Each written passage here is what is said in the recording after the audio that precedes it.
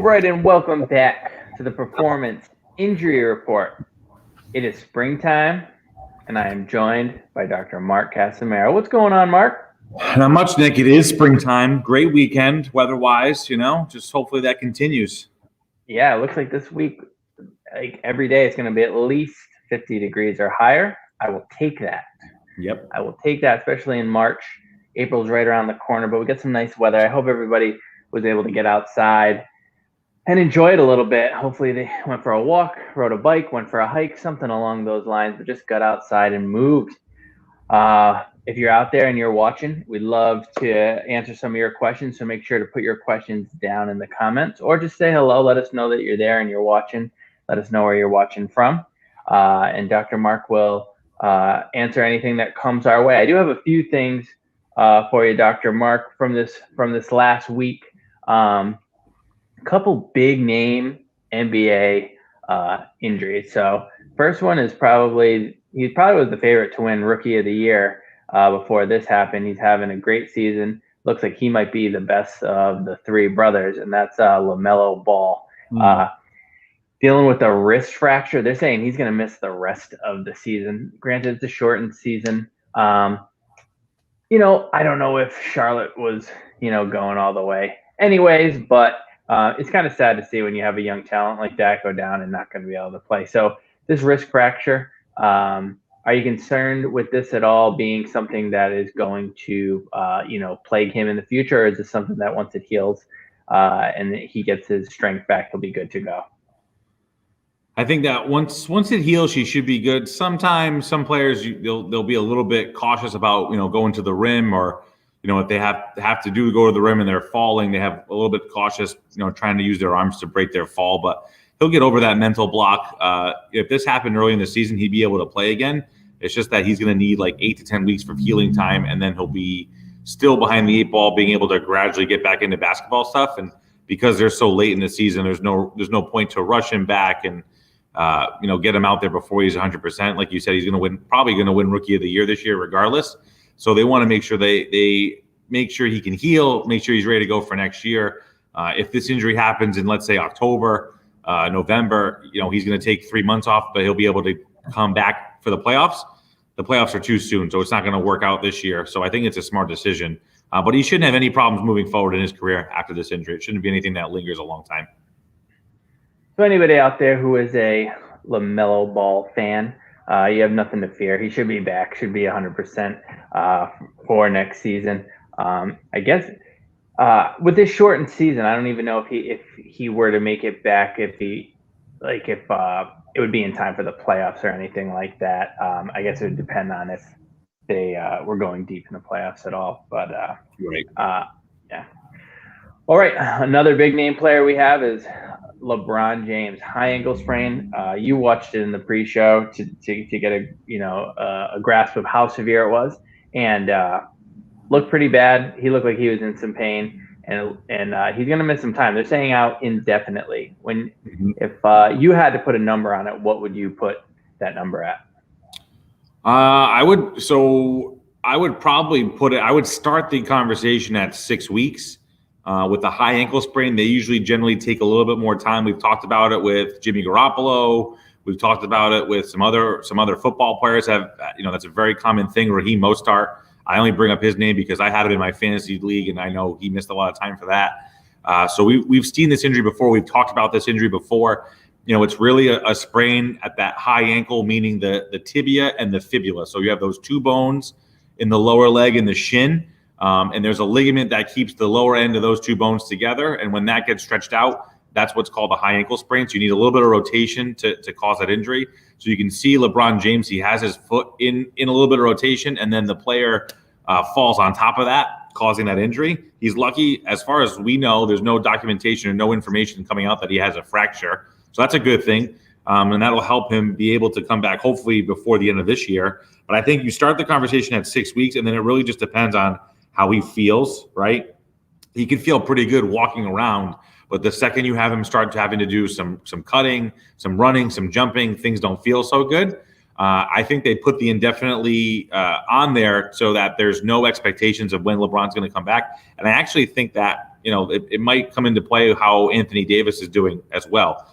I don't think they're going to rush back either guy if the other guy isn't close to coming back. So I think that's going to be important to see. I know LeBron James, he's very durable. He's a tough guy. We've seen him miss some time before for muscle injuries and ankle sprains, stuff like that. And he usually seems to heal up pretty nice and be able to come back and contribute and help his team.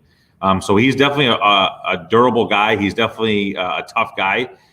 So this is definitely going to test both those things. And I think maybe he comes back and you can tell right away if he feels comfortable with that. If he's not, we know how explosive he is. If he doesn't look as explosive when he comes back, you can tell that foot is still in his mind and he's not feeling 100%. But I think you start the conversation at 6 weeks. And so we get to the end of April and we kind of see how things look in the playoff picture, how things look with Anthony Davis, and then we kind of make a decision from there. Yeah, I mean, and we've talked about Anthony Davis on here a little bit and, what that calf strain can do and, how sometimes it turns into, an Achilles injury and whatnot. So I think they just want both these guys back for the playoffs. I think when the season started, everyone was like, well, at least when that Harden trade happened, everyone's like, it's going to be Brooklyn and the Lakers. And like, that's just the way it's going to be. The NBA is about star power and those teams have the most firepower and those, those two are just, you might as well pencil them in for the finals. Now, I mean, with a couple injuries on the Lakers, that's definitely a question. So the NBA playoffs are going to start on Saturday, May 22nd, and they're going to go on for 2 months, and then Thursday, July 22nd. It's like another whole season. Another season, yeah.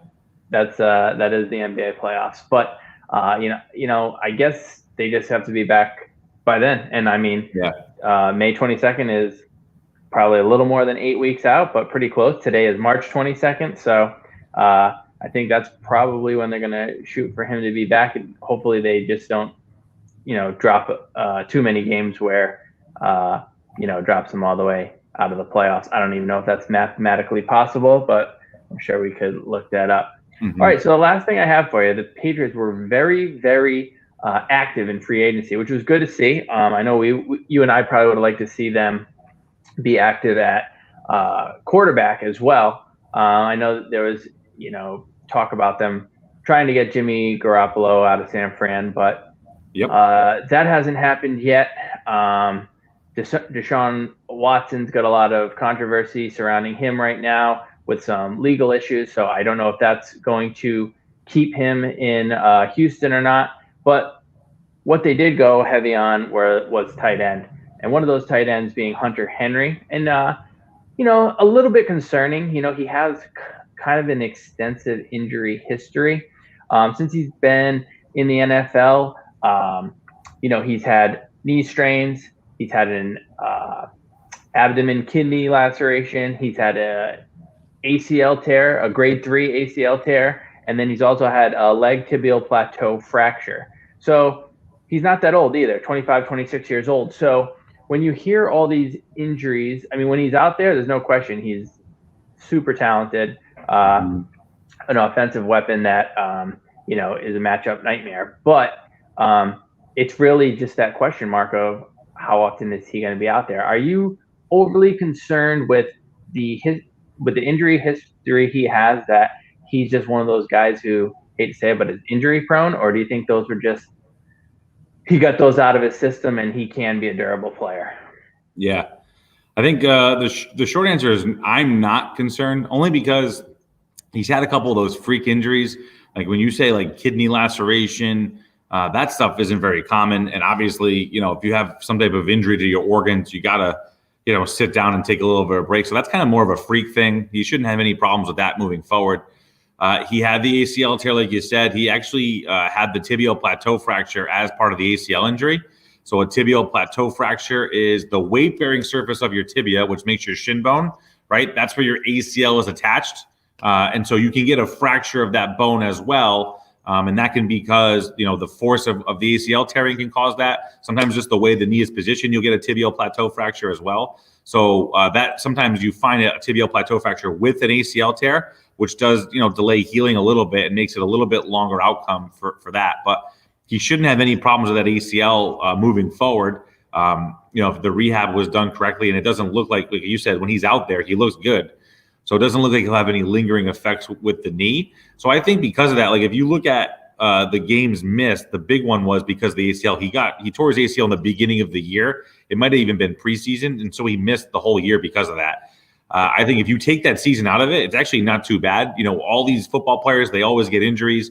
He's just had a little bit of bad luck where it's injuries that you can't really play through. You just got to have surgery and you're out. So I'm not concerned with that moving forward. I think we'll definitely have to wait and see, obviously. But I'm not concerned with his previous medical history, dictating him being unable to perform up to the contract or having to miss a lot of time in the next couple of years because he is injury prone. I don't necessarily think that with him. I mean, that's good to hear. I mean, they actually have quite a bit of depth at that position now. We announced it last Monday that they signed Jonnu Smith as well. Those were the top two players at the position that were available in free agency. They also have two guys that they drafted last year with Dalton Keene and Devin Asai. I'm not exactly sure how to say his last name. But they didn't really contribute much at all last year. And obviously, Coach Belichick saw some things that maybe he didn't like and decided he's going to go out and shore up that position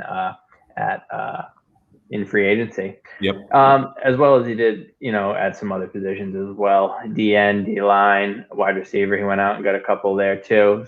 O-line, getting Trent Brown back, signing David Andrews, bringing Ted Karras back.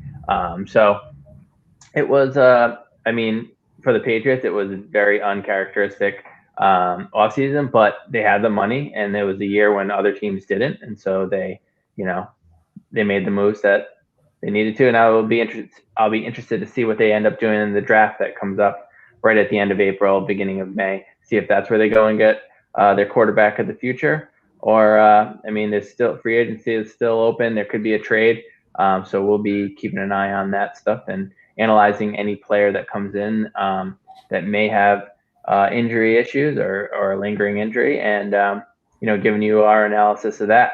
So remember, out there, if you have any questions about your favorite player on your fantasy team, just an injury that you have a question about, you have to put it down in the comments so Dr. Mark and I can answer that for you. And even if you can't join us or you didn't join us live, still throw them down there because we check them all week long, and we'll get back to you with those answers. Dr. Mark, thank you for joining us on this lovely day.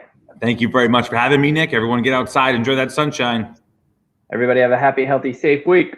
Peace.